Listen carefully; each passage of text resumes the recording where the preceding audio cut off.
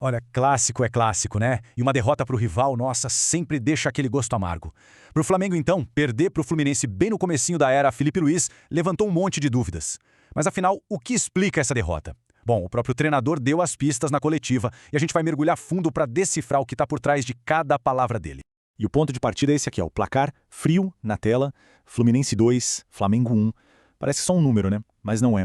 Esse resultado é o gatilho para, talvez, a primeira grande questão da gestão Felipe Luiz. É o pano de fundo de toda essa nossa análise. Beleza. E aqui está a ideia central do treinador. Quando ele fala em jogo descaracterizado, o que ele está querendo dizer na verdade é um recado bem claro. Esse time ainda não tem a minha cara. Ele aponta para a falta de treino, para aqueles detalhes que, poxa, só se ajustam com o tempo, com o trabalho. É importante guardar essa ideia, viu? Porque ela é a chave para entender todo o resto.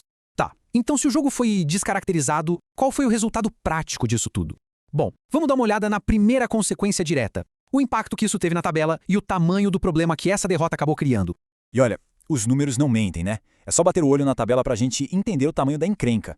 Isso aqui não é só uma derrota em clássico, não. É o Flamengo ali, ó, perigosamente perto daquela zona de confusão, o tal do quadrangular do rebaixamento. Uma coisa que, vamos combinar, é impensável para um clube do tamanho do Flamengo.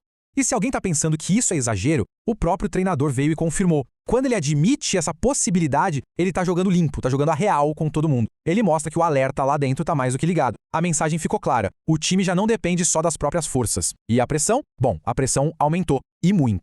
Ok, então o problema tá aí, a situação tá complicada, mas por quê? Por que o time jogou daquele jeito? Agora a gente vai tentar entrar um pouco na cabeça do treinador para entender o diagnóstico que ele fez das causas dessa derrota. E o diagnóstico dele é interessante, porque não aponta um único culpado. É uma mistura de fatores. Ele fala da falta de treino, claro, assume os erros defensivos, mas também dá um mérito para o Fluminense, o que é justo. E aí ele coloca na mesa uma variável que, olha, vai explicar muita coisa, a condição física do elenco. E por falar em condição física, a gente chega num conceito que ele revelou e que é fundamental para entender o jogo, as trocas condicionadas. Sabe, isso muda completamente o jeito que a gente olha para as substituições. Não foi só uma decisão tática ali na hora. Foi um plano que já veio pronto da preparação física para controlar o desgaste dos jogadores. E aqui fica muito claro o que são essas trocas condicionadas na prática. Dá uma olhada no planejamento. Pedro e Bruno Henrique tinham 45 minutos no tanque. E só. Alexandro, 60. Varela, 30. Ou seja, o jogo já começou com um roteiro físico para ser seguido à risca. E é óbvio que isso impactou totalmente a gestão do time durante a partida. Então, peraí. Se o time está sendo gerenciado fisicamente e mesmo assim tropeçou no Carioca, qual é o plano? Para onde o Flamengo está olhando de verdade? É a partir daqui que a gente começa a entender quais são as reais prioridades do clube, ainda mais com um calendário que simplesmente não dá sossego. E aqui fica muito claro o que realmente importa. Para o clube, o Carioca acaba sendo uma espécie de pré-temporada. De luxo. É importante? Claro que é. Mas o alvo de verdade, a grande obsessão mesmo, são os títulos maiores. A derrota no estadual dói, claro que dói no orgulho, mas, no fim das contas, não muda a rota principal do avião. E por que essa prioridade é tão clara assim? É só olhar o que vem pela frente. É uma verdadeira maratona de jogos gigantescos. Clássico, aí já vem estreia de Brasileirão, depois final. Não tem tempo para ficar lamentando não. A engrenagem não pode parar e o foco tem que ser total no próximo desafio, no próximo gigante para derrubar. Só que para encarar uma maratona dessas, não adianta ter só 11 titulares, né?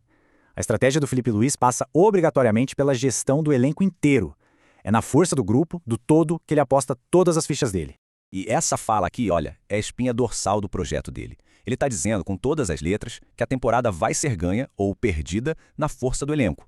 É essa confiança que ele tem nesse grupo, que ele chama de muito forte, que faz ele acreditar que dá para brigar por tudo ao mesmo tempo. E essa confiança toda no grupo não é só da boca para fora, não. Nesse trecho, por exemplo, ele defende publicamente jogadores que estavam sendo cobrados. É um gesto muito claro de um líder que está ali, ó, blindando os atletas dele, mostrando que lá dentro a confiança é total. É um recado tanto para dentro quanto para fora do vestiário.